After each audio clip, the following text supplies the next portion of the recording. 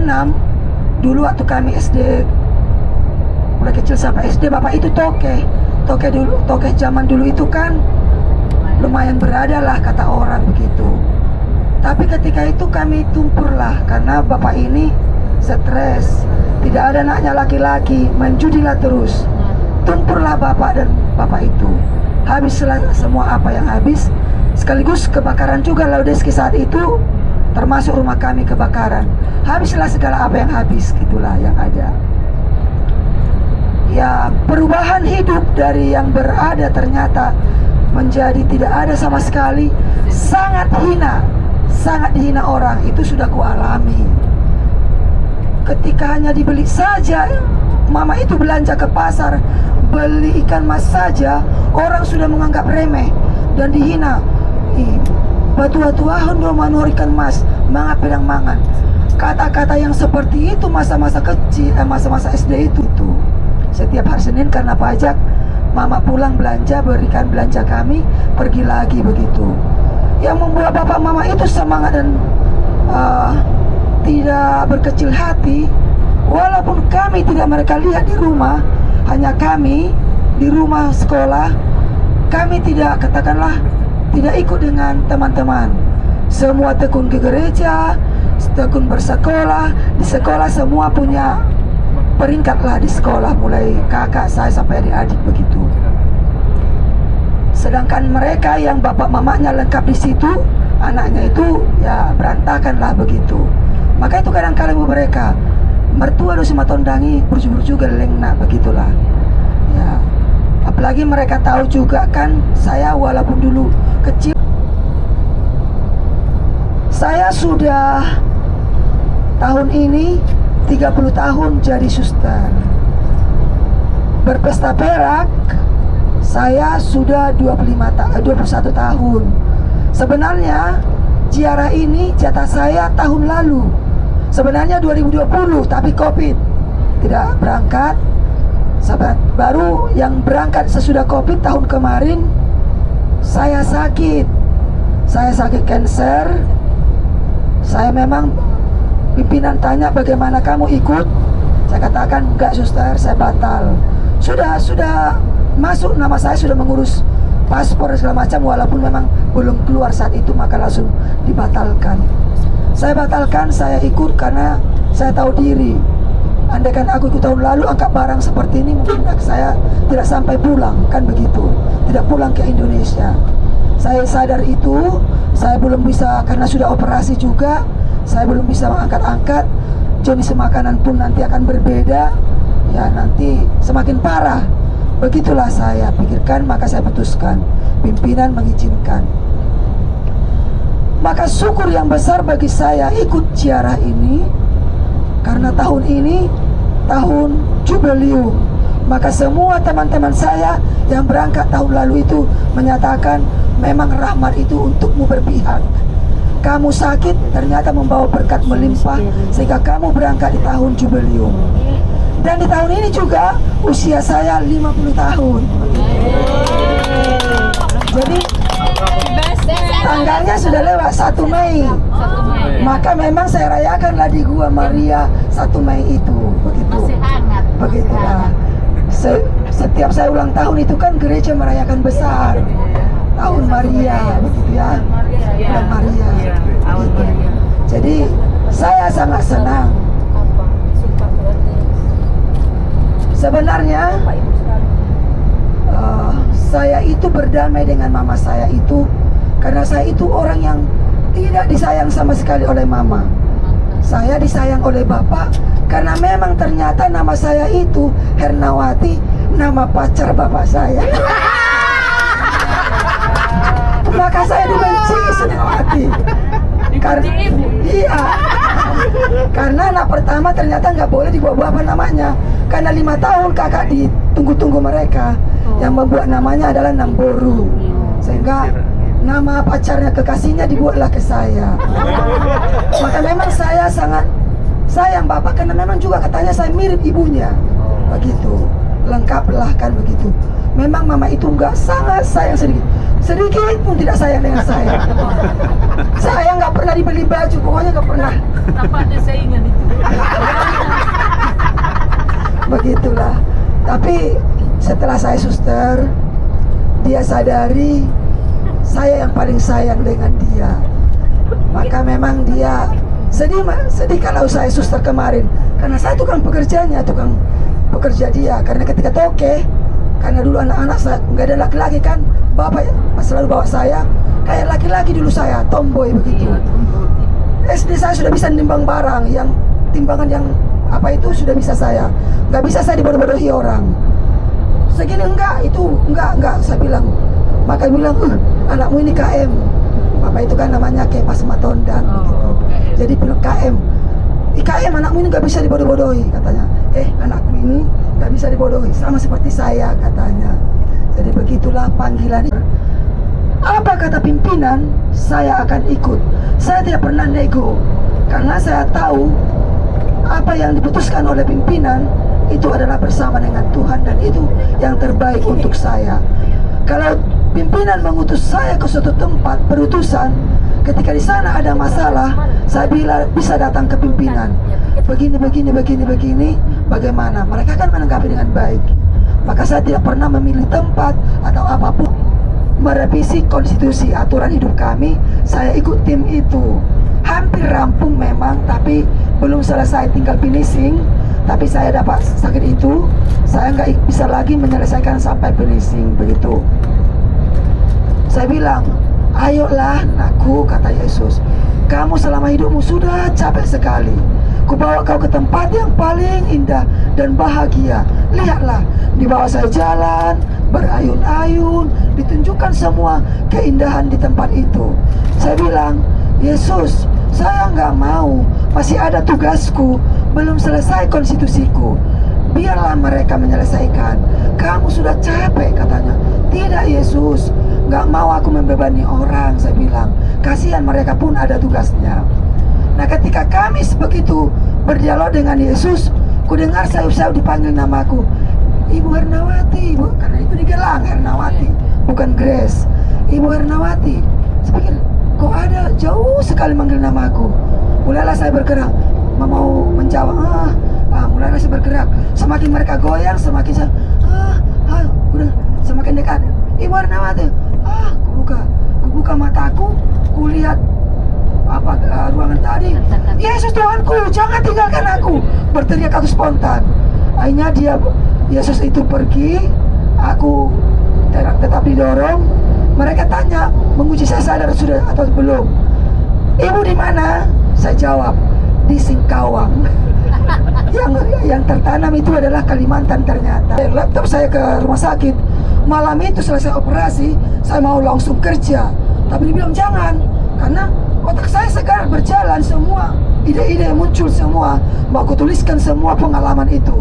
Tapi dibilang jangan kena radiasi gitu. Begitu. Suster-suster telepon penjaga. Bagaimana Grace? Segar suster, nggak tidur, nggak kesakitan? Tidak, dia segar sekali.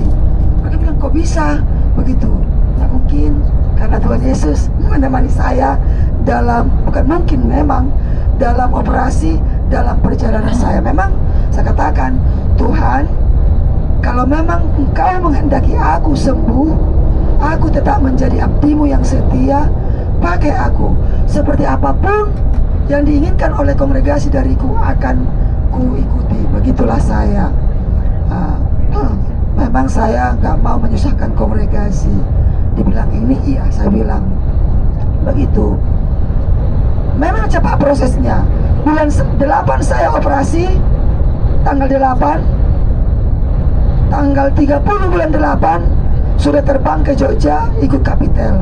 Karena memang saya bilang sama dokter sebelumnya, saya operasi, kalau tanggal 8 saya operasi, bisa saya terbang naik pesawat tanggal 30, saya ada pekerjaan penting di Jogja.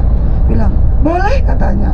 Maka memang ketika kontrol kering, bagus semua.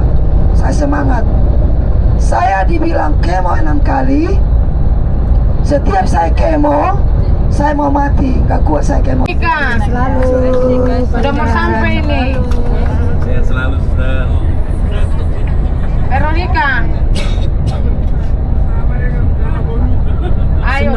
macam-macam. teman baru pindahan dari Polandia karena benderanya terbang.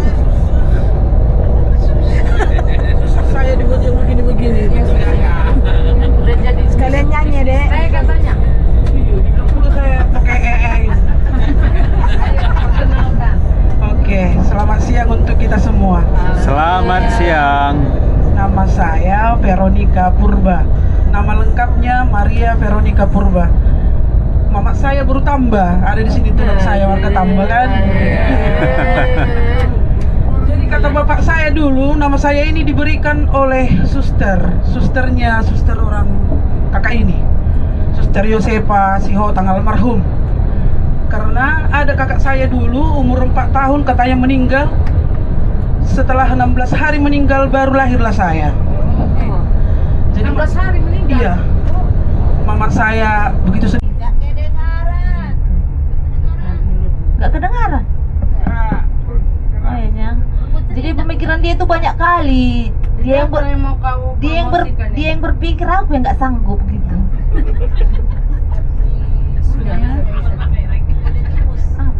Oh, yang ku promosikan. Jadi kan suamiku lah ya. Dia pemikir, aku pelaksana, gitu kan. Jadi dia ada.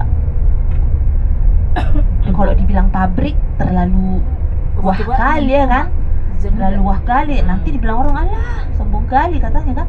Home industri lah aku bilang ya. Jadi ada untuk pembuatan parfum. Siapa tahu bapak dan ibu-ibu di sini pengen membuat brand, boleh ke kita. Oh gitu Iya. Oh. Boleh kita yang buat kan, karena ada beberapa brand juga yang udah kita keluarkan gitu. Jadi buat ibu yang mau apa di Jogja, Saya di Wonosobo. Wonosobo, buatlah brand parfum, nanti kami kirim dari Medan. Kalian yang rajin. Iya, suamiku yang rajin. Oh. Hebat. Oke, itulah promosi itu dulu. Siapa tahu ada yang berminat kan? Enggak kau bawa bikin promosi juga. Dikasih Sampelnya lah. satu botol satu orang. Testernya ya. Habis mak bagas nih mak. Lah, promosi harus ada tester. Iya. Kecil-kecilnya. Kecil sekecil gini. Gimana mama? Doakanlah kita berjumpa kembali. Ku bawa pun. Iya. Kasih tahu rumahmu biar tahu di mana nanti mau ke dalam. Rumah di Jalan Tritura, Komplek Tritura Mas Blok C15 di Medan, seberang Primary School, Dia di mana? di daerah Nasution. Kasih tahu sama dia ingin itu. Nasution Jalan Tritura, Jalan apa? Asrama Haji. Oh, selama haji. Sekolah bilang Kak, sekolah apa itu? Iya kan, sekolah Primary School aku bilang tadi. Seberangnya lah, persis di seberangnya. Oh. Kasih kan ada resmi. Apa? Ada resmi.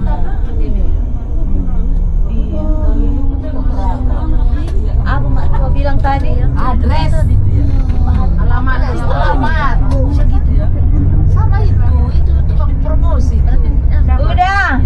Udah kan? Udah berkenalan kita kan? Udah sayang jaga mama baik-baik ya. Udah jadi nih. Ya udah, mau nyanyi itu tadi lah. Nyanyi. Jadi udah semua. Ada saweran nanti. Ada saweran lu. Iya. Ada saweran lu. Nyanyi lah. Iya. Aku berada di belakang. Ada lagi yang belum? Sudah semua ya. Jadi udah saling kenal. Kak email, Kak email. Iyalah Kak email. Takut kali diminta pakai Negaranya kita. Kalau saya terus terang mau berkenalan dan mau bersaksi aja ini. Bersaksi karena begitu baik Tuhan sama saya. Oke, perkenalkan nama saya Imelda Zita Pakpahan. Saya kami ada 8 anak mama, 8. Saya paling Syapudan, Ibu Christine nomor 3. Ya. Saya Syapudan yang paling bandel di rumah, terus terang. Sampai ketika bapak dengan mama saya itu masih hidup, dia bilang sama saya, "Hei, kamu udah kuanggap mati. Anak saya 7, nggak ada lagi 8." Betul, karena saya bandal. bandelnya bukan main-main, bandel sekali saya. Juga bandel. Enggak, ini ya kalau dulu Inang lihat saya bandel seperti apa, nengok sekarang mungkin Inang terkejut. Nah pada waktu saya, Contoh kebandelannya apa? bandel saya itu kayak gini lah. Ada paman saya itu dulu KBRI ya, tahun 97 KBRI di Prancis. Karena saya benci sekali sama orang tua saya. Karena apa? Saya benci karena saya bandal, saya dikekang selalu, saya dibanting, tau lah polisi zaman dulu ya, main banting tuh kopel ya. Saya sangat marah sama dia.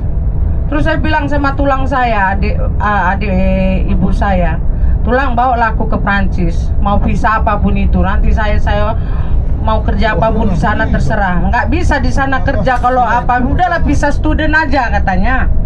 Biar bertobat kamu katanya, mamamu pun udah mau mati nengok kau katanya.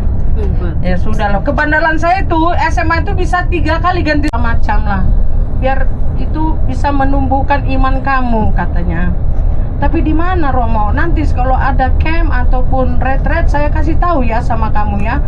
Oke mau, saya bilang. Itu dulu lah, jalani pertobatan itu dulu. Karena pertobatan itu bukan hanya berhenti merokok atau minuman atau apa, bukan. Intinya kamu sebagai istri di Katolik itu seperti apa katanya. Karena pada saat itu juga kita sering bertengkar. Saya selalu menuntut suami macam-macam, segala macam. Jadi nggak ada hidup damai. Nah saya adalah satu, ini promosi juga untuk wanita-wanita Katolik ya. Saya ada masuk camp, di situ kita 5 hari.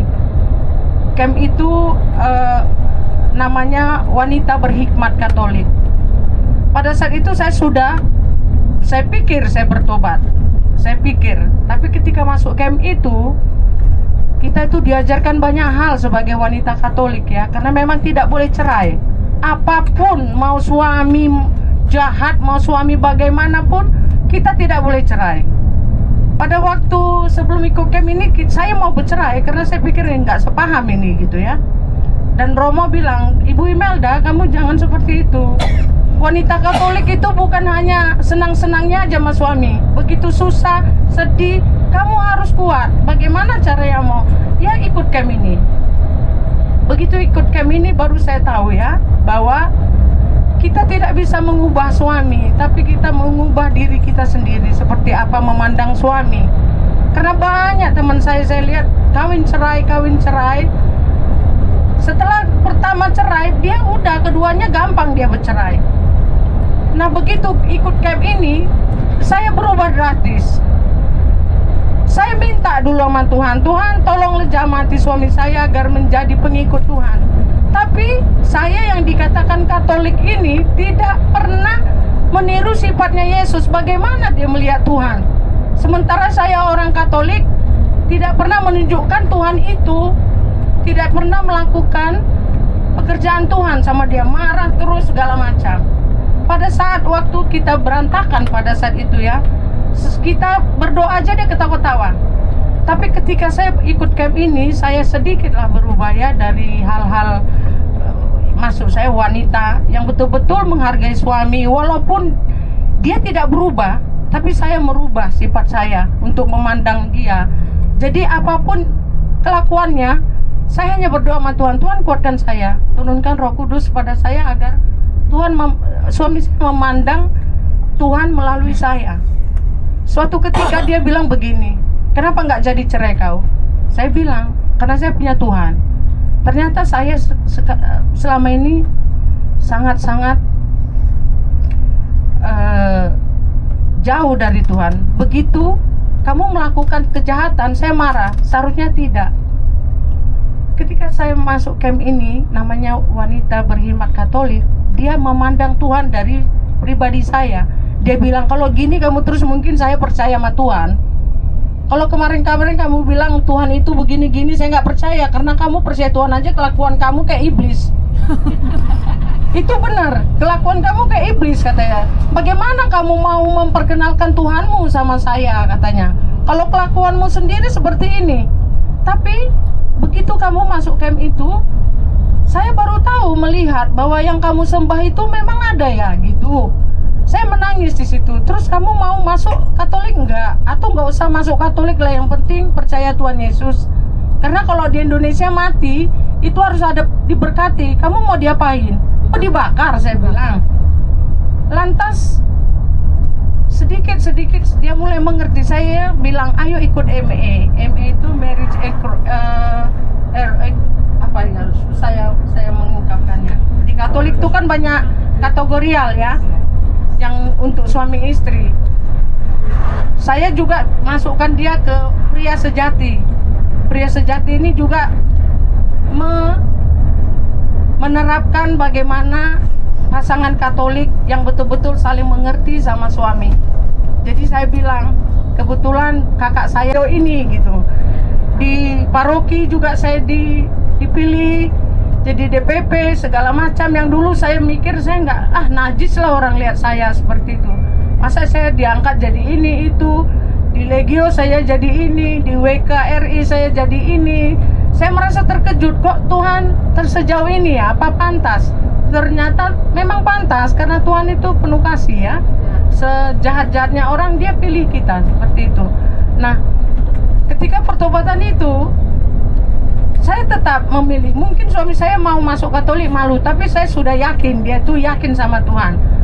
Karena begitu saya masukkan anak saya Katolik, saya bilang sama dia, jangan pernah kamu katakan sama, karena gini, pernah saya selalu misa itu jam 6 pagi. Jadi saya pagi itu jam 4 udah siap-siap.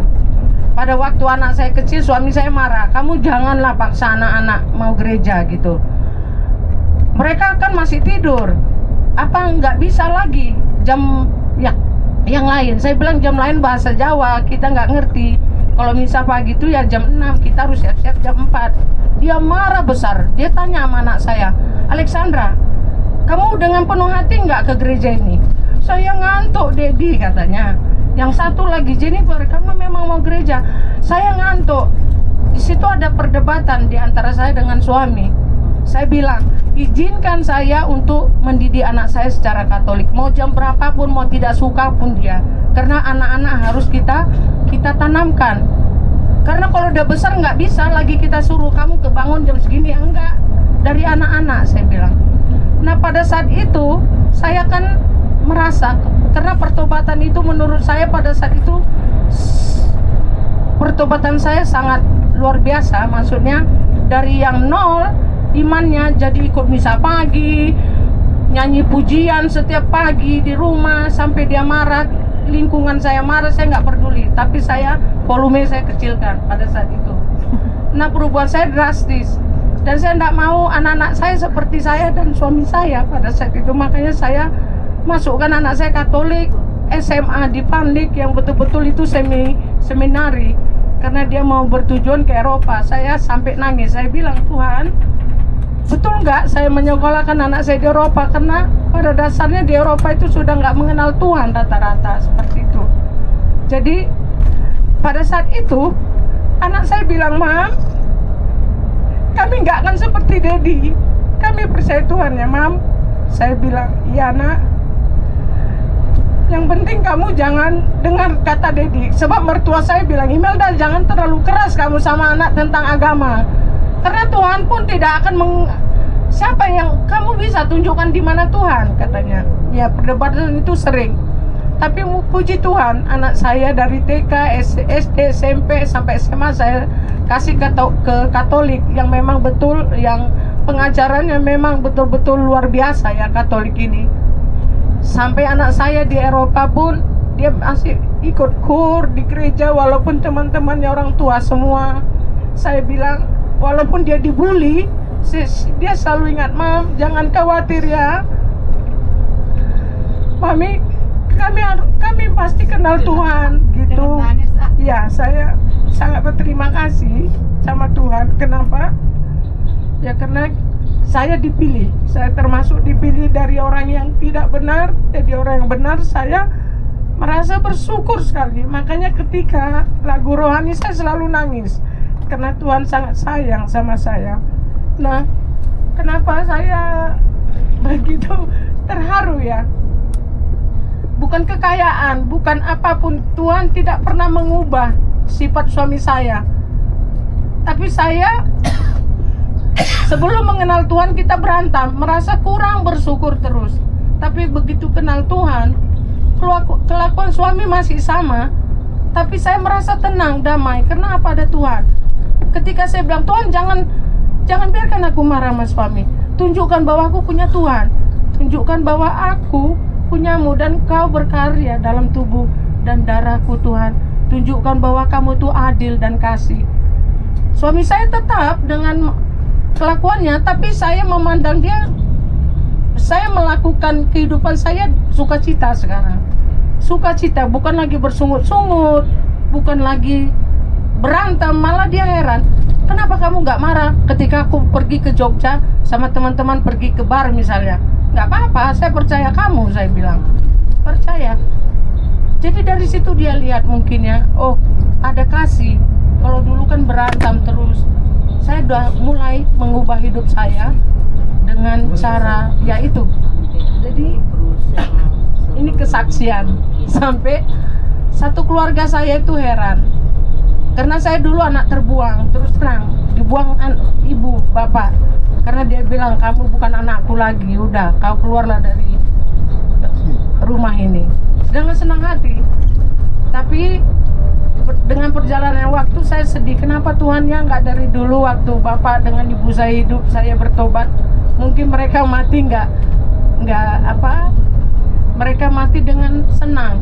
Karena saya budan toh, pasti mereka pikir ini udah nggak, kacau lah ya. Terus terang di rumah sekarang itu kalau ada apa-apa, kamu Mel yang berdoa, kamu Mel yang ini saya merasa bangga. Karena dulunya jangankan berdoa, baca Alkitab nggak pernah dulu saya. Baru-baru ini baru saya ikut CAP itu belajar Alkitab ya. Saya ikut itu, terus saya ngikut mendalam. Walaupun kehidupan saya tidak berubah, tapi saya sukacita, sangat sukacita. Jadi pengalaman kesaksian saya ini mungkin ada di keluarga Katolik yang sering bertengkar atau memang merasa nggak bersyukur.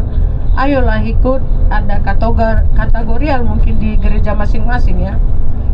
Karena saya juga pengurus di sana, kita pergi ke Kalimantan, kita pergi kemana-mana untuk kita bukan untuk mendamaikan, tapi penyembuhan luka batin bagi istri-istri supaya wanita Katolik itu memang bahagia, memang sukacita walaupun banyak rintangan, banyak godaan, rintangan, banyak sekali masalah-masalah. Tidak saya bilang saya lepas dari masalah, tapi karena ikut Tuhan, masalah itu seperti tak ada. Banyak orang bilang kamu gila ya, udah nggak punya otak, masa kamu begini, kamu tenang aja, ketawa aja. Saya bilang, kenapa saya harus nangis? Ya toh? Jadi ya seperti itu. Mungkin tidak tertarik ini cerita saya tidak luar biasa, tapi bagi saya ini sangat luar biasa. Karena dari dulu masa kecil sampai saya dewasa, saya itu memang dianggap ini perempuan penjudi. Saya terus terang, sampai polisi datang ke rumah saya ngangkat saya, ditangkap polisi. Itu benar sekali, tanya Ibu Christine kalau nggak percaya. Iya, polisi datang. Untung paman saya ada kolonel. Saya bilang, paman, tulang, ini ada nangkap kami, minta pula dia segini. Mana katanya. Dia ambil lah, ini mungkin anak polisi Toba, masih kecil-kecil toh. Siap dan sampai gitu. Sudah sana kamu, saya bilang. Tapi setelah itu dia ngadu dong sama keluarga itu, si Melda itu kurang ajar. Buat malu saya terus. Setiap saya telepon saya pasti ada kasus dia katanya. Pasti ada kasus dia, nggak ada yang nggak ada kasus. Aduh, udahlah. Suruhlah mamanya itu dipenjarakan aja itu, malu-maluin aku katanya. Malu-maluin aku, asal telepon, tulang, aku di sini, selalu dia begitu katanya. Tulang saya ini. Jadi memang ini kayaknya udah percaya Tuhan ini, cuman malu aja seperti itu. Ya, ada lagi? Dia marga apa, Kak? Nggak ada marga, Denmark dia, orang Denmark. Tinggal di Wonosobo sama saya. Oh. Ini satu lagi dia, kenapa saya bilang dia mungkin percaya Tuhan ya. Waktu anak saya bilang, Dedi saya mau sekolah di Denmark katanya. Terus saya diskusi sama dia, kamu yakin kamu mau sekolahkan dia di sana? Iya. Kamu tahu kehidupan Eropa seperti apa? Katanya. Kamu dari kecil sampai besar sangat straight mengajarkan tentang agama, apalagi yang paling besar. Kamu nggak pernah absen ke gereja gitu. Di sana itu orang nggak ada lagi gereja-gereja katanya. Kamu sanggup menghadapi itu nanti katanya. Dalam nama Tuhan Yesus, ku bilang sanggup. Terus saya bilang sama bapaknya, kamu ngomong lah. Bapaknya ngomong, Alexandra kamu tahu ya di Denmark itu gereja Katolik hanya 2, di Copenhagen sama ada kota salah satunya. Karena di sana mayoritas itu Protestan. Terus dia bilang, kamu diajari mama kamu itu Katolik. Nanti kamu gereja di tempat kamu sekolah itu Protestan Lutheran.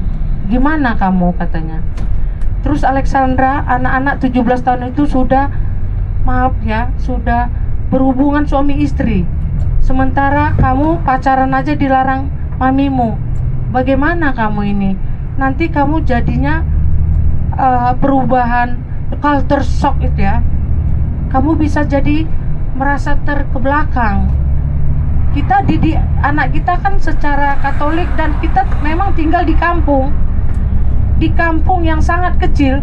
Sampai ketika saya mengantar anak saya ke sekolah, guru kepalanya bilang begini, ibu sebelum ibu pulang kita harus bawa Alexandra ke dokter untuk pasang kontrasepsi. Saya bilang untuk apa? Karena anak-anak di sini nanti pacaran hamil kita harus keluarkan dia gitu. Saya nangis. Terus saya bilang, Alexandra kamu harus pasang KB. Kamu mau nak? Saya bilang. Dia bilang nggak mau mami, orang pacaran aja nggak pernah. Tapi harus nah, ini salah satu persyaratan masuk asrama di sini. Karena guru nggak mau, ibu asramanya nggak mau kamu hamil. Sebab di sini pacaran sudah bebas. Terus dia nangis. Saya kesini mau sekolah mam, bukan mau begitu gitu.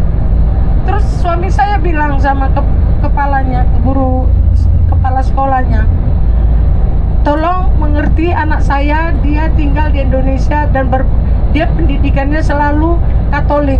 Mereka diajarkan untuk tidak having sex before marriage, seperti itulah. Melakukan seks itu setelah menikah, mereka diajarkan seperti itu. Apa dia bisa menanggungnya gitu? Apa kamu bisa Alexandra? Terus anak saya dengan yakin dan percaya bilang saya bisa.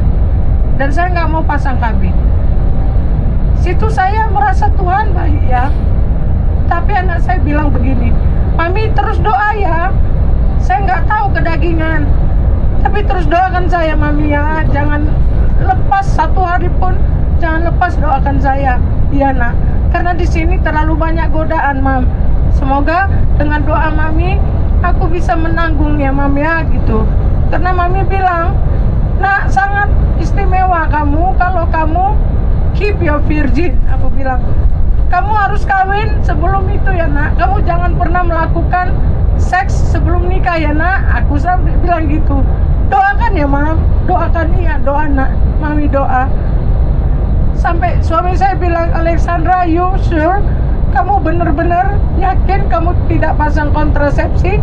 Karena kalau kamu melakukan hal-hal seperti itu nanti kamu hamil, kamu nggak bisa sekolah lagi gitu. Dengan yakin.